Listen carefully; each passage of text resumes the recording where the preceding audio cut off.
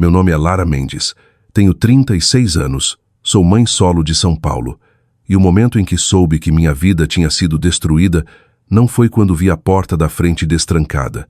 Foi quando abri o aplicativo do banco no aeroporto de Guarulhos e vi 3 saldos caírem num silêncio tão profundo que eu conseguia ouvir meu próprio pulso. O fundo de emergência que eu tinha construído durante anos tinha sumido. A conta da faculdade da minha filha tinha sumido. O dinheiro que eu havia separado para finalmente trocar meu carro que estava morrendo também tinha sumido. 290 mil apagados em algumas transferências.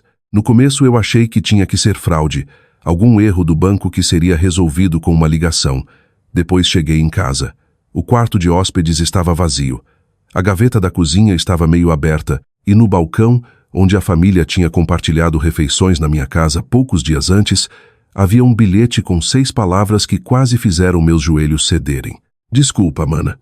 Não tive escolha. Meu irmão tinha esvaziado minhas contas e desaparecido com a namorada dele. Eu queria poder dizer que gritei, que joguei alguma coisa, ou que corri atrás de respostas naquele momento. Não fiz nada disso. Só fiquei parada ali, congelada, tentando entender como a pessoa que eu defendi a vida inteira podia olhar direto para tudo que eu construí para minha filha e decidir que era dele para levar. Eu estava com o coração partido de um jeito que não parecia dramático. Parecia frio, quieto, definitivo.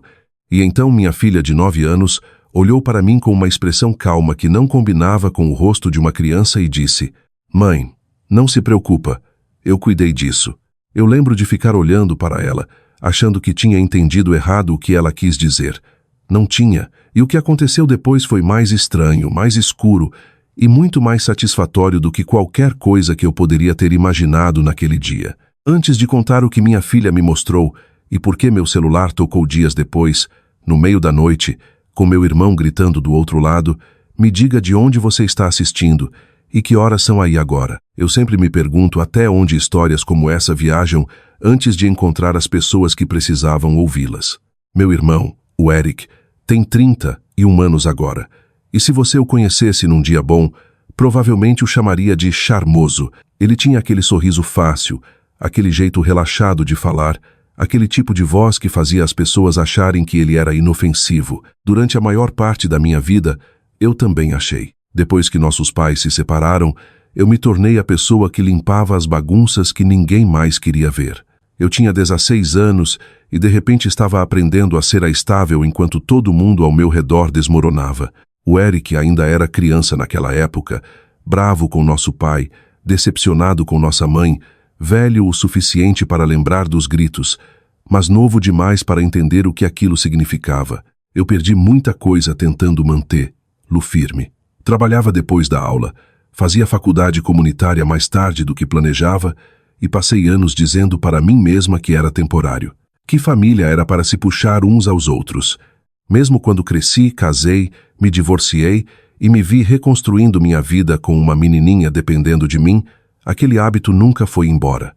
Se o Eric precisava de ajuda, eu ajudava. Se ele estava apertado com o aluguel, eu completava.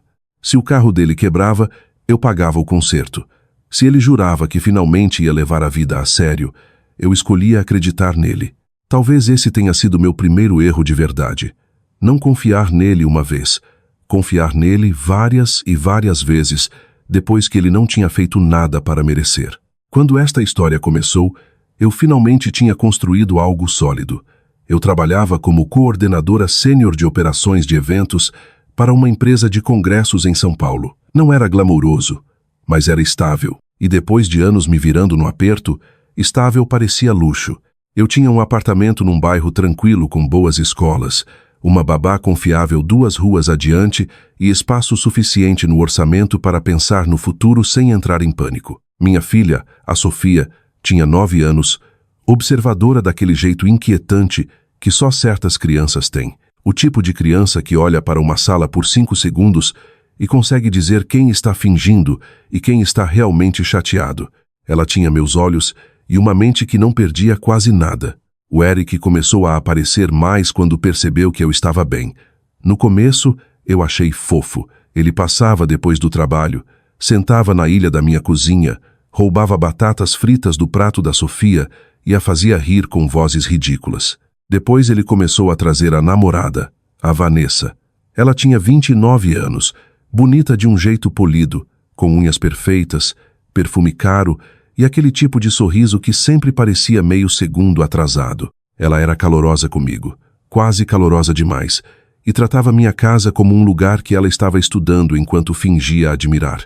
Ela elogiava os armários, o sofá, as fotos escolares emolduradas, depois fazia os tipos de perguntas que a maioria das pessoas sabe que não deve fazer. Qual era minha taxa de financiamento? São Paulo ainda era um bom mercado para revenda? Minha empresa pagava bônus?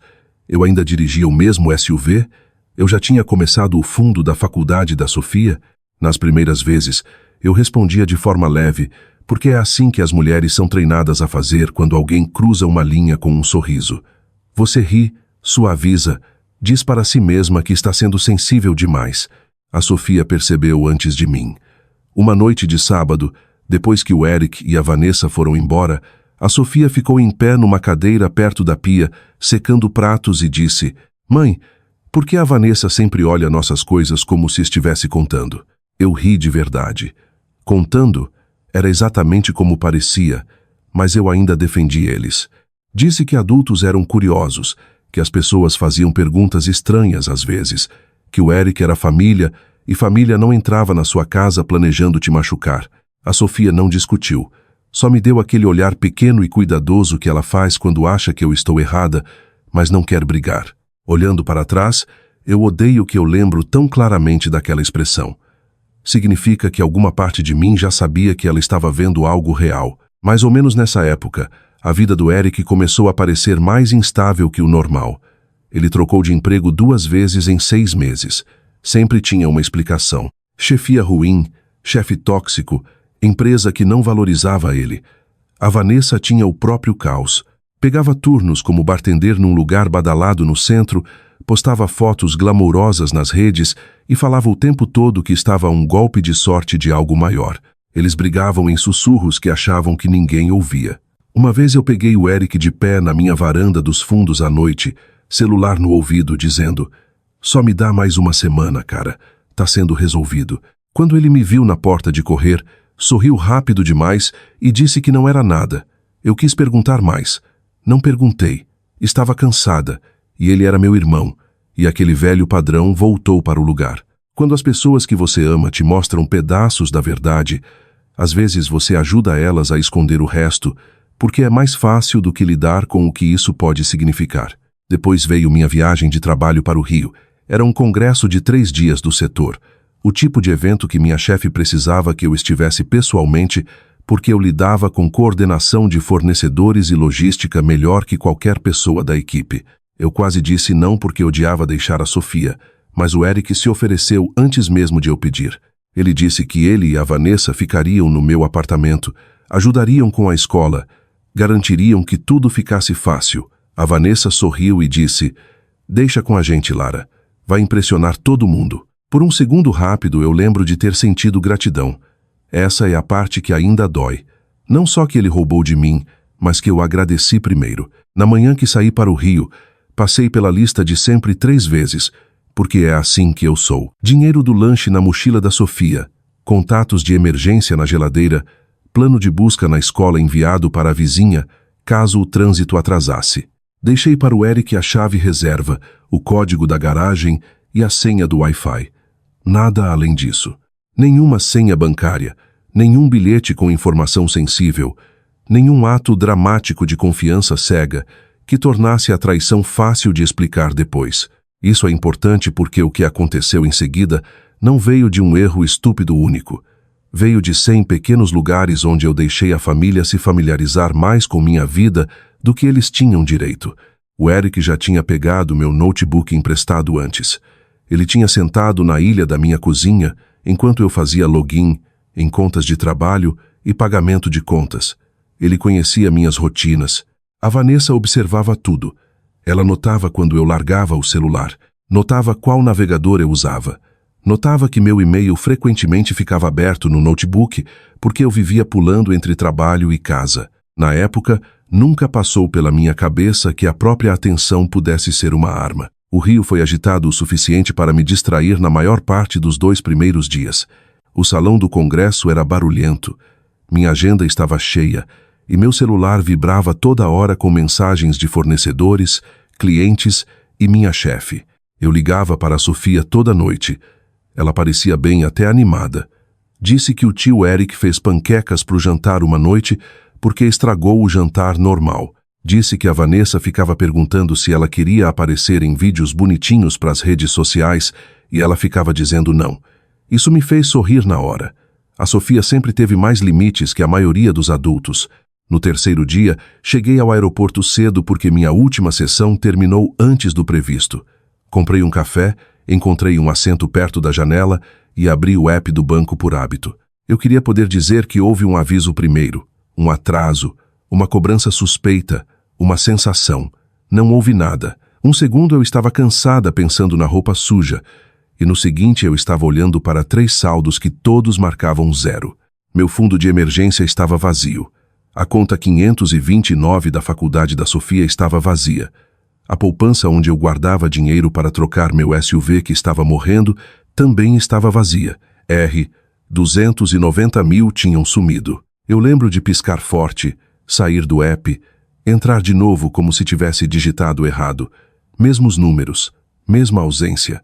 Havia transferências recentes que eu não reconhecia, rápidas, limpas e deliberadas, divididas em valores pequenos o suficiente para parecerem calculadas. Meu corpo inteiro gelou. Liguei primeiro para o banco, depois para o Eric, depois para o banco de novo enquanto ainda ouvia a caixa postal do Eric. Quando uma representante de fraude atendeu, eu já sabia que não era um hack aleatório. As transferências tinham vindo de um dispositivo reconhecido ligado à atividade da minha conta. Alguém tinha acessado não só o dinheiro, mas toda a estrutura da minha vida financeira. Minhas mãos tremiam tanto que quase deixei o celular cair. A representante congelou as contas e me disse para registrar boletim de ocorrência assim que chegasse em casa. Ela disse a palavra comprometido 3 vezes. Eu odiei aquela palavra imediatamente. Soava clínico, arrumadinho. Minha vida não parecia comprometida, parecia eviscerada. Passei o voo inteiro para casa, olhando para o assento da frente e repassando todas as conversas recentes na cabeça.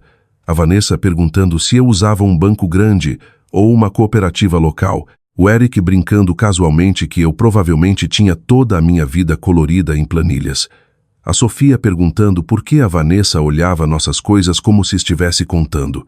Quando pousamos, eu não estava mais perguntando se meu irmão tinha feito isso. Estava perguntando há quanto tempo ele planejava.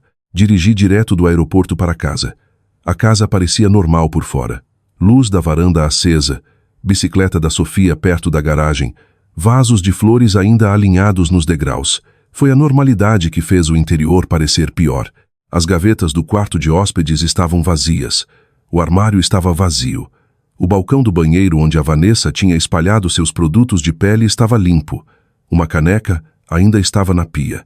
Um lápis de cor da Sofia estava no chão embaixo da mesa da cozinha. No meio de toda aquela bagunça comum, havia um bilhete dobrado no balcão. Desculpa, mana. Não tive escolha. Eu li 2 vezes porque não conseguia acreditar que alguém que tinha acabado de roubar quase todo o dinheiro que eu trabalhei para construir achava que 6 palavras e culpa barata resolveriam o problema. Liguei para o Eric de novo, direto para a caixa postal. Liguei para a Vanessa, celular desligado. Depois ouvi a mochila da Sofia cair perto da porta da frente, porque minha vizinha tinha acabado de trazer ela para casa. Ela olhou uma vez para o meu rosto e parou de sorrir. Mãe, o que aconteceu? Não existe jeito elegante de contar para uma criança que alguém que ela ama roubou o futuro dela. Eu tentei mesmo assim. Sentei ela na sala e mantive a voz firme por mais tempo do que achei que conseguiria. Disse que o tio Eric e a Vanessa pegaram dinheiro nosso e foram embora. Disse que era uma coisa muito séria e que a polícia ia ajudar. Disse que nada daquilo era culpa dela. A Sofia escutou sem interromper, o rosto ficando cada vez mais quieto. Depois, enquanto eu ainda tentava não desmoronar na frente dela, ela disse: Mãe, não se preocupa, eu cuidei disso. No começo eu achei que ela queria dizer emocionalmente. Achei que ela estava tentando me consolar do jeito que crianças fazem quando os adultos parecem quebrados e elas não sabem mais o que oferecer. Mas ela se levantou, foi para o quarto e voltou segurando meu iPad antigo, como se ele pesasse algo importante. O que ela me mostrou em seguida mudou tudo. A Sofia colocou o iPad na mesa de centro entre nós com um nível de foco que eu só tinha visto quando ela construía algo complicado com Lego. A voz dela estava calma, mas eu via pela forma como ela enfiou um pé debaixo de si mesma que ela estava nervosa. Mãe, por favor, não fica brava, disse ela. Eu não sabia o que ela queria dizer, mas meu coração já estava acelerado de novo. Ela abriu uma pasta no aplicativo de armazenamento em nuvem que eu tinha configurado para ela anos antes, quando o iPad era basicamente para jogos e apps de desenho. Dentro havia arquivos de vídeo, áudio e capturas de tela organizados de um jeito que fez minha garganta apertar. Ela tinha nomeado eles como briga na cozinha, ligação na varanda e conversa ruim sobre dinheiro. Eu lembro de ficar olhando para a tela, depois para ela, depois de volta para a tela, sentindo a sala inclinar um pouco. A Sofia respirou fundo e disse: eu sabia que tinha alguma coisa errada e você ficava dizendo que estava tudo bem, então eu guardei as coisas caso você precisasse de prova. Por um segundo eu não consegui falar. Depois consegui. Prova de quê? Ela tocou no primeiro vídeo. Foi gravado de um ângulo perto da fruteira no balcão da cozinha. A imagem tremeu por um segundo, depois estabilizou. O Eric e a Vanessa estavam na minha cozinha 2 noites antes de eu viajar para o Rio. A Vanessa estava encostada na pia, braços cruzados, voz baixa, mas afiada. O Eric andava de um lado para o outro. Você acha que sua irmã conseguiu tudo isso por acaso? Disse a Vanessa. Olha essa casa. Olha as contas que ela fala. Olha o jeito que ela planeja tudo para a filha dela. Ela vive como se fosse a única pessoa que já precisou lutar. O Eric passou as 2 mãos no rosto e murmurou: para. A Vanessa não parou. Disse: ela praticamente te criou, né? Então ela te deve pelos anos que passou agindo como sua mãe em vez de sua irmã. Essa frase me acertou como um tapa. Senti a mão da Sofia tocar meu braço por um segundo, como se ela soubesse o segundo exato em que eu precisava. O Eric parou de andar. Disse: você não entende. Se eu não pagar isso, eles vão continuar atrás de mim. A Vanessa baixou a voz. Então para de choramingar e faz o que precisa ser feito. Ele parecia doente, não inocente, não forçado doente, como um homem parado na beira de algo que sabia que era errado e queria permissão para chamar de necessário. O vídeo terminou. A Sofia abriu um arquivo de áudio do dia seguinte. Esse tinha sido gravado do corredor. Dava para ouvir a Vanessa mais claramente que o Eric. Ela disse: assim que o dinheiro cair, a gente vai embora. Primeiro o Rio, depois outro lugar. O Eric perguntou: e se ela chamar a polícia? A Vanessa riu de verdade. Da própria irmã? Por favor. Ela vai chorar primeiro, racionalizar depois, e quando ela finalmente ficar brava, a gente já vai ter sumido.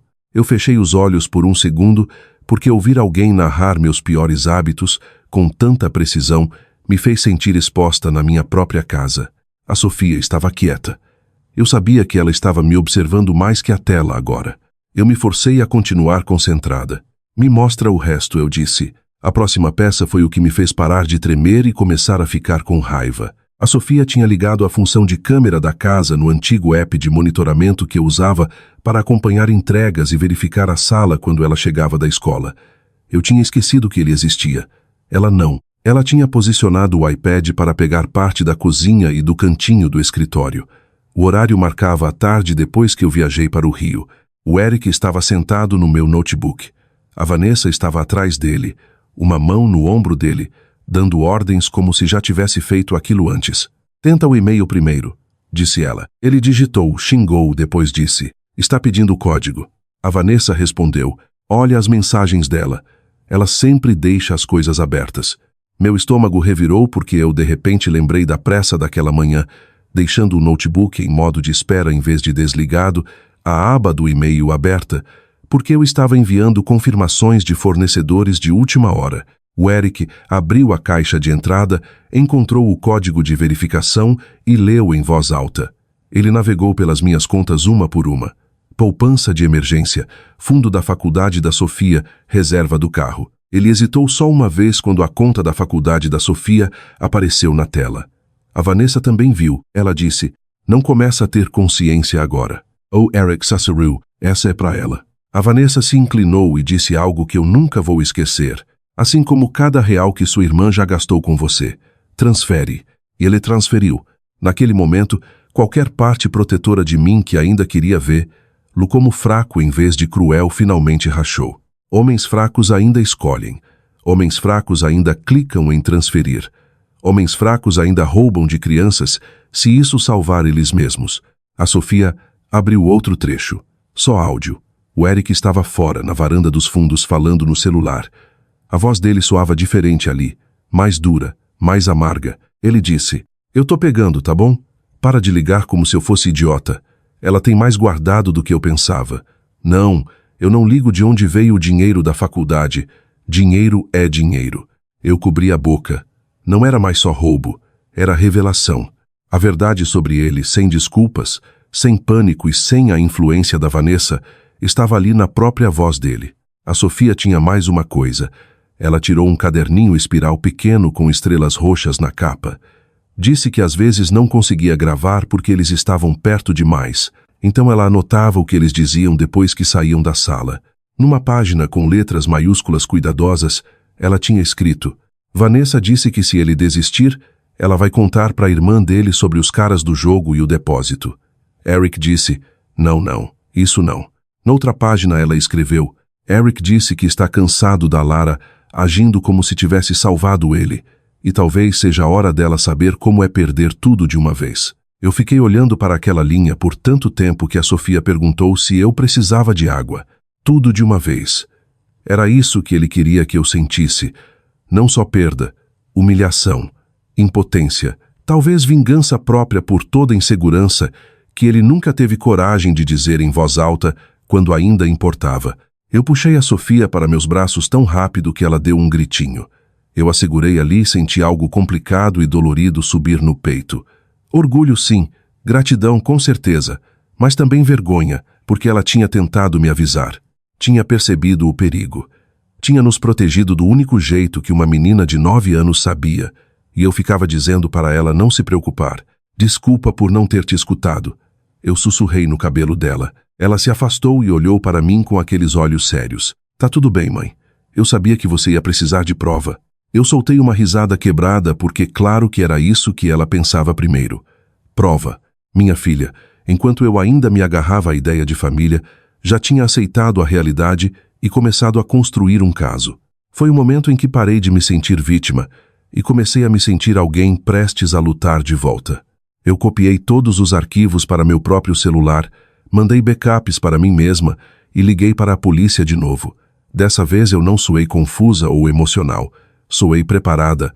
Quando contei para a atendente que tinha gravações do roubo sendo planejado e executado, nos pediram para ir imediatamente. A delegada Rachel Álvares nos recebeu na delegacia naquela noite. Ela foi direta, afiada e refrescantemente desinteressada em desculpas familiares. Ela assistiu aos vídeos, tomou notas e, no meio da ligação do Eric na varanda, olhou para mim e disse: "Seu irmão está em sérios problemas." Pela primeira vez naquele dia, eu senti algo quente atravessar o gelo no meu peito. Não alívio, ainda não, mas direção. A delegada Álvares fez um pedido urgente para rastrear viagens recentes e sinalizou o rastro digital das transferências com o banco. Quando chegamos em casa, a Sofia sentou à mesa da cozinha comendo biscoitos porque tudo tinha acontecido rápido demais para jantar. E ela fez a pergunta que eu estava evitando: "Eles vão conseguir escapar?"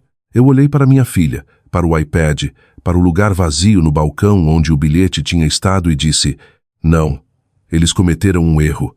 Acharam que eu ainda seria a pessoa que limpa a bagunça dele." As próximas 48 horas se moveram em explosões feias e pequenas. Ligações do banco, ligações da delegada Álvares, ligações da minha chefe que me disse para tirar todo o tempo que precisasse e soou mais furiosa por mim do que alguns parentes de sangue tinham soado por qualquer coisa. O banco confirmou o que os vídeos já mostravam. Minhas contas tinham sido acessadas do meu notebook de casa usando meu e-mail para verificação. Os fundos transferidos tinham passado por uma conta externa recém-vinculada que pertencia ao Eric. Dali, pedaços de dinheiro foram sacados rápido. Alguns em dinheiro, alguns por débito, alguns roteados para despesas de viagem. A delegada Álvares me disse que eles tinham o suficiente para agir rápido, especialmente com o planejamento gravado e o rastro digital claro. Na tarde do segundo dia, eles sabiam que o Eric e a Vanessa tinham voado para o Rio. Tinham usado nomes verdadeiros no aeroporto, porque criminosos costumam ser estúpidos exatamente nos lugares onde se sentem mais espertos. Uma reserva de hotel levou a outra. Uma cobrança de cassino apareceu antes da segunda noite. Eu queria poder dizer que ouvir aquilo me deixou entorpecida. Não deixou. Me deixou furiosa de um jeito que quase parecia limpo. A conta da faculdade da Sofia tinha virado fichas, coquetéis e qualquer fantasia que aqueles dois idiotas achavam que dinheiro roubado podia comprar. Naquela noite eu mal dormi, não porque estava com medo, mas porque estava repassando tudo que o Eric tinha dito naquelas gravações e ouvindo camadas nelas que eu tinha perdido antes. Não era só desespero. Tinha ressentimento ali. Ressentimento de verdade. O tipo que cresce em pessoas que aceitam ajuda até a ajuda começar a parecer uma acusação. Por volta das 2 da manhã meu celular tocou. Número desconhecido. Eu me sentei na cama tão rápido que quase derrubei o abajur. Por um segundo estúpido eu achei que podia ser a polícia.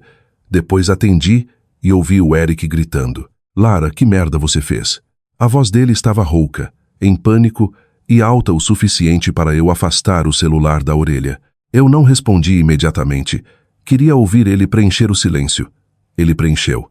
A Vanessa está surtando. A polícia foi no hotel. Eles falaram com a recepção. Estão rastreando tudo. Por que você faria isso comigo? Eu ri de verdade. Um som curto e feio que até me surpreendeu. Por que eu faria isso com você? Eric, você roubou R$290 mil de mim e da minha filha. O que exatamente você achou que eu ia fazer? Houve um barulho do lado dele como se ele tivesse derrubado alguma coisa. Depois ele gritou, você não entende. A Vanessa está dizendo que isso foi tudo culpa minha agora. Ela está dizendo que se ela cair, ela me leva junto. Foi o primeiro momento em que eu entendi que ele não tinha ligado porque se sentia culpado. Tinha ligado porque estava com medo. Não medo do que tinha feito conosco. Medo das consequências caírem sobre ele. Eu ouvi movimento no corredor do lado de fora do quarto e me virei. A Sofia estava ali de pijama de dinossauro, cabelo bagunçado, olhos meio acordados. Fiz sinal para ela ficar onde estava. Ela ficou. O Eric continuou falando. Ela disse que você mandou vídeos. Como você tem vídeos? Eu olhei direto para minha filha enquanto respondia. Vocês cometeram o erro de subestimar a pessoa mais inteligente dessa família. Ele ficou quieto por um segundo. Depois a voz dele baixou. Sofia. Eu não respondi. Ele disse o nome da minha filha de novo, mais baixo dessa vez, e eu ouvi algo nele rachar. Talvez fosse vergonha, talvez fosse só medo vestindo um casaco diferente. Eu não me importei. Depois ele disse, eu nunca quis pegar o dinheiro da faculdade dela. A Vanessa me obrigou a fazer isso. Essa frase foi o fim. Algo quente e absoluto se instalou em mim. Não, eu disse. A Vanessa pode ter empurrado, pode ter planejado, pode ter contado cada real na minha casa antes de roubar. Mas você clicou em transferir. Você escutou ela te mandar esvaziar o futuro da sua sobrinha e fez mesmo assim. Não fica aí me entregando essa desculpa fraca agora. Ele começou a chorar. Choro de verdade. Alto, sem fôlego e cheio de autopiedade. Eu já tinha visto o Eric chorar antes quando nosso pai perdia aniversários, quando terminava namoros, quando a vida ficava difícil. Esse soava diferente. Soava como um homem sofrendo pelo fim da mentira que ele contava para si mesmo sobre ser decente. Lara, por favor, só liga para eles. Diz que eu vou devolver o que sobrou. Diz que eu não estava pensando direito. Diz que foi a Vanessa. Diz que eu entrei em pânico. Era quase patético a rapidez com que ele começou a jogar palavras na parede, esperando que uma soasse simpática o suficiente para salvá-lo. Eu fiz a única pergunta que estava dentro de mim desde Guarulhos. Você algum dia planejou voltar? Ou eu era só a vítima mais fácil? Ele não respondeu. E aquele silêncio foi resposta suficiente. Eu conseguia ouvir a Vanessa gritando em algum lugar atrás dele agora. Furiosa, frenética, dizendo que ele precisava parar de falar e desligar. O Eric baixou a voz e disse, ela tem vídeos de mim movendo o dinheiro. Ela disse que se eu virasse contra ela, ela ia garantir que eu levasse a culpa. Ela me disse que essa era nossa única chance. Depois acrescentou, como se pudesse consertar alguma coisa. Eu ia devolver. Eu quase admirei a estupidez daquela frase. Com o que, Eric? Sua sorte? Sua dívida de jogo? Seu talento para perder toda a chance que alguém já te deu? Ele respirou fundo. Eu nunca tinha falado com ele daquele jeito antes. Talvez eu devesse ter feito isso anos atrás, ele disse. Você sempre acha que é melhor que eu. Ali estava. Não desculpa, não arrependimento. A podridão antiga por baixo de tudo. Sabe o quê? Eu disse baixinho. Eu acho que me tornei menor perto de você por anos, para que você nunca tivesse que sentir isso. E você ainda escolheu me odiar por sobreviver a coisas que você nem enfrentaria. Do outro lado, a Vanessa gritou o nome dele de novo. Depois eu ouvi uma batida, uma voz masculina abafada, e o Eric passou de bravo para apavorado em meio segundo. Lara, espera. Não desliga. Por favor, não desliga. Eles estão aqui. Por um segundo, a versão antiga de mim quase respondeu. A irmã, a salvadora, a que ficava na linha. Em vez disso, eu disse. Diz a verdade. Depois encerrei a ligação. A Sofia ainda estava parada na porta. Eu atravessei o quarto e a puxei para perto. Ela sussurrou. Ele estava chorando. Estava. Ela ficou quieta por um segundo. Depois perguntou, você vai salvar ele? Eu olhei para a janela escura, meu celular ainda quente na mão, e disse, não, filha. Dessa vez eu vou salvar a gente. Pela manhã, a delegada Alvarez já tinha confirmação.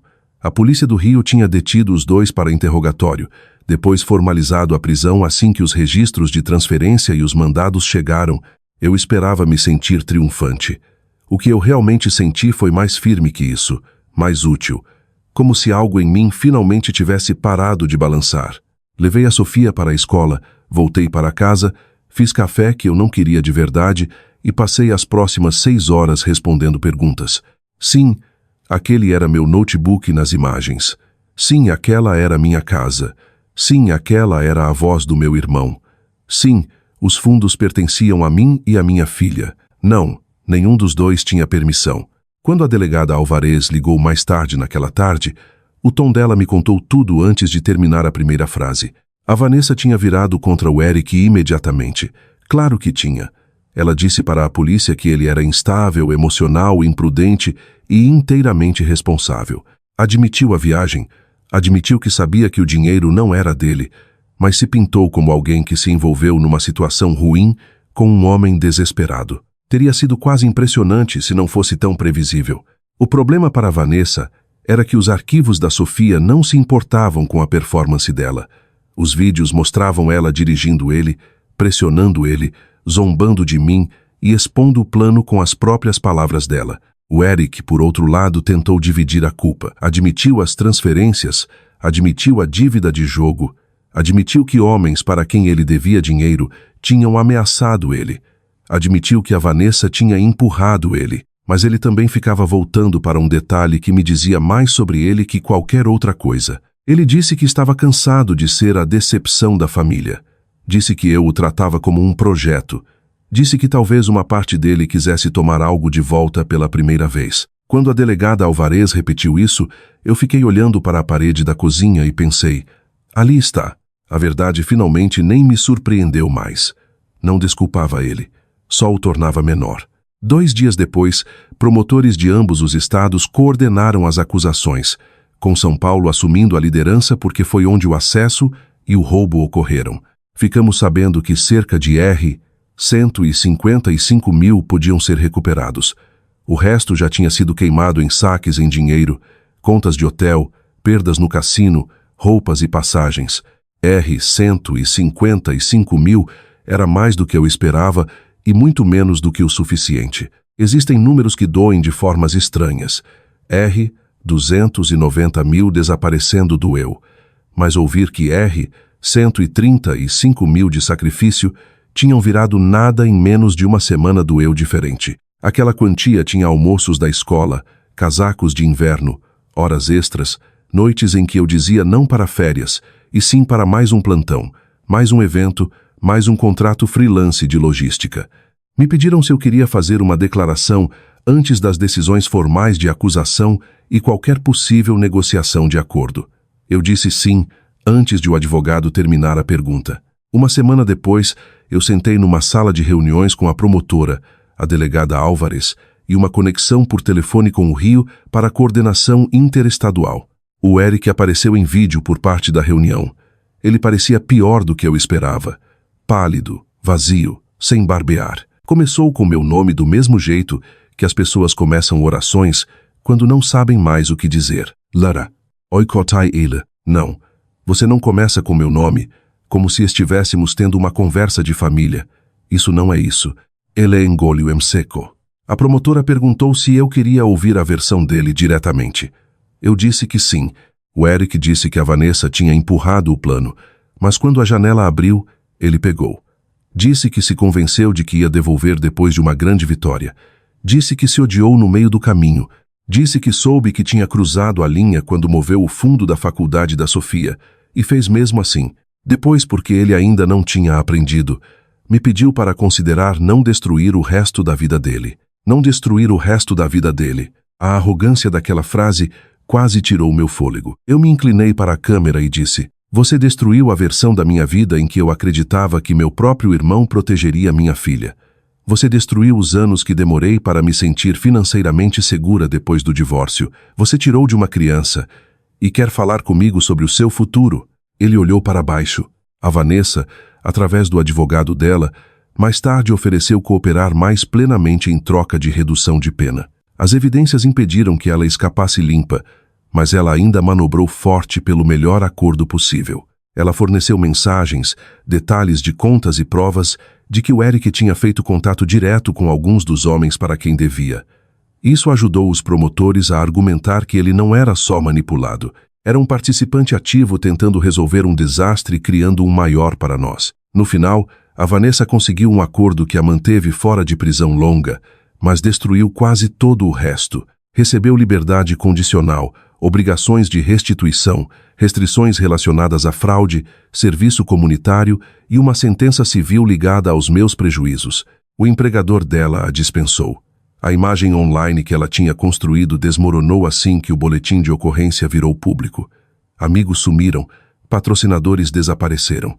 Ela não foi para a prisão por anos, mas perdeu a vida que tinha performado para o mundo. O Eric teve o desfecho mais pesado.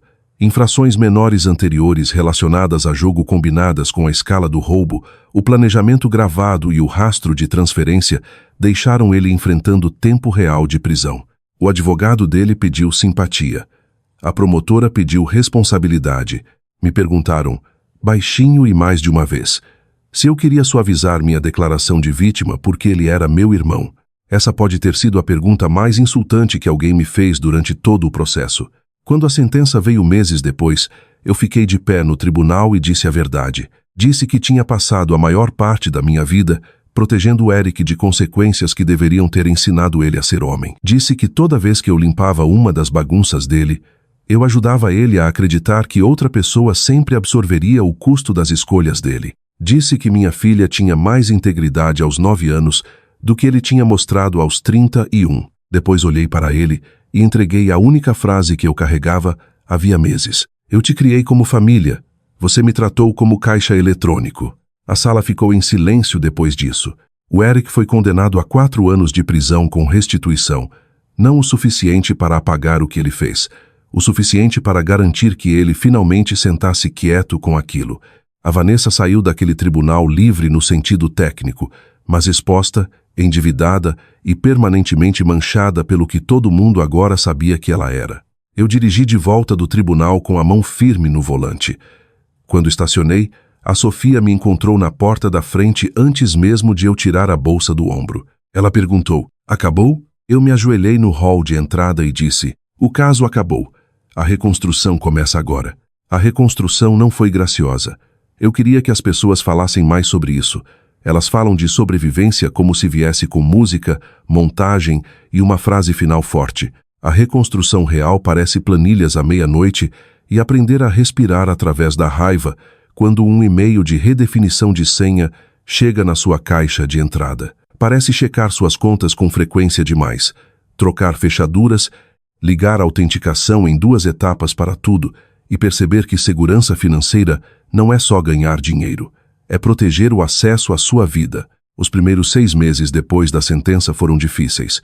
Mesmo com R$ 155.000 recuperados, o dano era real.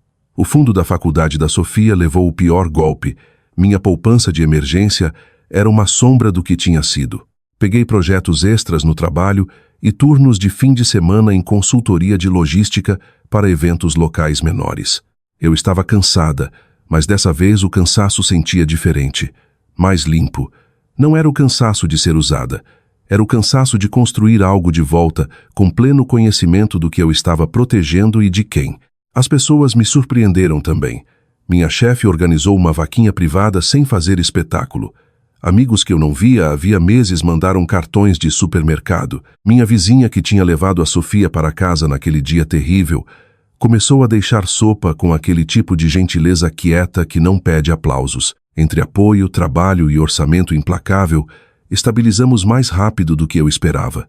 Não porque o que aconteceu não importasse, mas porque eu parei de vazar energia para a negação. A Sofia lidou com as consequências do jeito dela, firme. A psicóloga da escola me disse que ela estava triste, mas não destruída.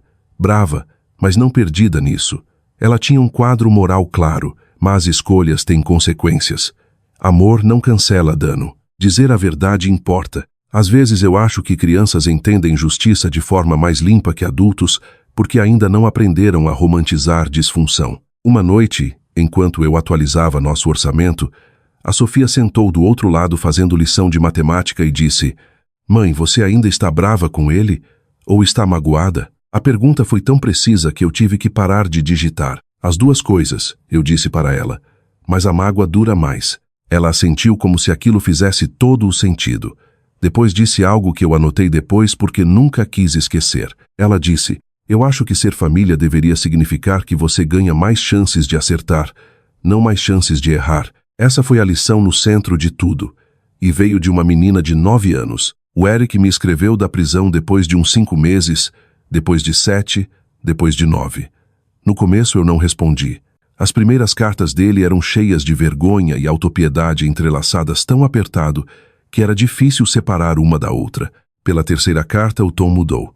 Ele parou de culpar a Vanessa, parou de culpar a dívida, parou de culpar nossa infância, eu, o mundo, má sorte ou timing. Ele escreveu: "Eu roubei de você.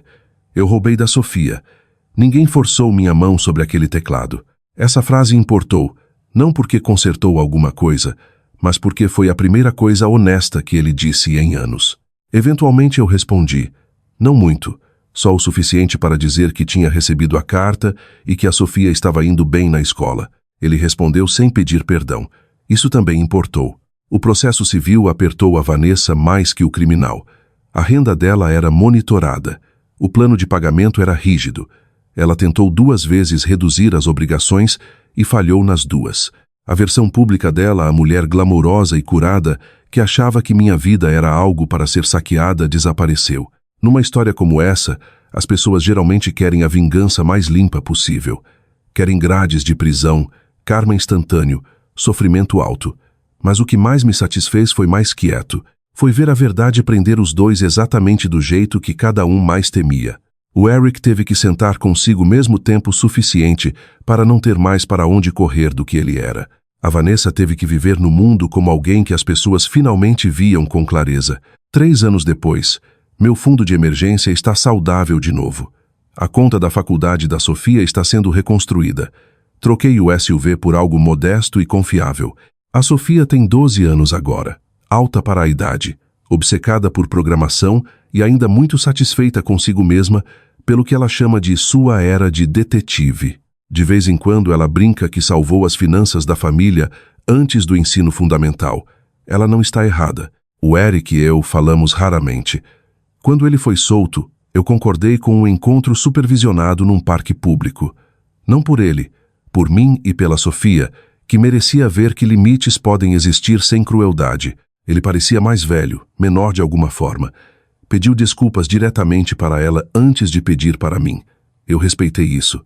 A Sofia escutou, depois agradeceu por ele ter dito, e não fez nenhum movimento para abraçá-lo. Eu respeitei isso ainda mais. Algumas pessoas ouvem histórias como a minha e acham que a lição é nunca confiar em ninguém. Essa não é a lição. A lição é que amor sem limites vira permissão para as pessoas erradas. A lição é que ajudar a família não é o mesmo que proteger elas das consequências das escolhas delas. A lição é que alfabetização financeira, cautela digital e clareza emocional não são coisas frias, são formas de cuidado. Elas protegem crianças, protegem futuros, protegem paz. E a lição mais profunda de todas veio da minha filha. Quando alguma coisa parece errada, não deixe o conforto de convencer a ignorar seus próprios instintos. Não dispense a verdade quieta só porque ela vem de uma voz pequena, ou porque aceitar, lá quebraria seu coração. Às vezes a pessoa que vê mais claramente é aquela que ninguém pensa em perguntar. Eu costumava acreditar que a coisa mais forte que eu já fiz foi sobreviver à traição do meu próprio irmão. Eu não acho mais isso. Eu acho que a coisa mais forte que eu já fiz foi finalmente parar de chamar destruição de amor só porque ela compartilhava meu sobrenome.